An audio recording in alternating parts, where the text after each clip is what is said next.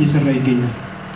ኢትዮጵያ ቀደም ባሉ ዘመናት የህዝብ ሉዓላዊነትና የሀሳብ የበላይነት ሳይከበር በመቆየቱ የነበረባት የዲሞክራሲ ጥረት ይህ ሰባተኛ ምርጫ የህዝብ ድምጽ የሚከበርበትና ፍትሃዊነት የሚነግስበት እንዲሆን ሙሉ ዝግጅት እየተደረገ ይገኛል።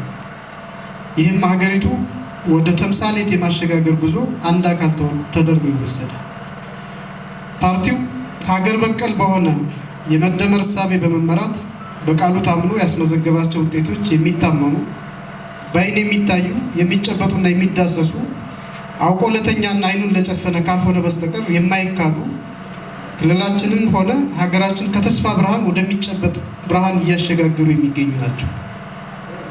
ይህንን የብልጽግና ተምሳሌት ግልጽ ራዕይ እውን ለማድረግ በእውቀትና በተግባራዊ ውጤትነት ላይ የታጀበ አዲስ ማኒፌስቶ ዲሞክራሲን ለሚናፍቅ ህዝባችንና ለአባላችን ይፋ እያደረገ ይገኛል።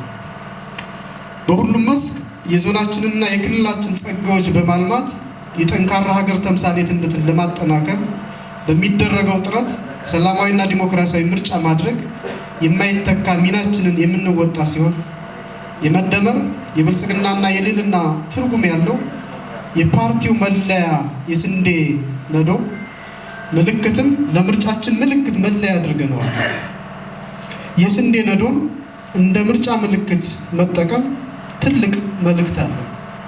ስንዴ ከዕዳ ወደ ምንዳ መሸጋገሪያችን፣ ስንዴ ከተረጅነት መላቀቂያችን፣ ስንዴ የምግብ ሉዓላዊነት ዋስትናችን፣ ስንዴ የሁለንተናዊ ለውጥ ማቀጣጠያችን፣ ስንዴ የኢትዮጵያን ከፍታ ማረጋገጫችን፣ ስንዴ የዲፕሎማሲ ከፍታ ተጽዕኖ ፈጣሪነታችን፣ ስንዴ የኢትዮጵያን ተምሳሌት ማብሰሪያችን፣ ስንዴ የአሸናፊዎች ብስራት የሉዓላዊነታችን የመደመር መንግስት ጉዟችን፣ በመለወጥ መበልጸግ ትልማችን፣ ህብረ ብሔራዊ አንድነታችን፣ የኢኮኖሚ ልማት ስኬታችን ብልጽግና ነው ግባችን፣ ለኢትዮጵያ ከፍታዋ ልዕልናችን ብልጽግና ነው ምርጫችን፣ የብልጽግና ፓርቲ ነው ድምጻችን።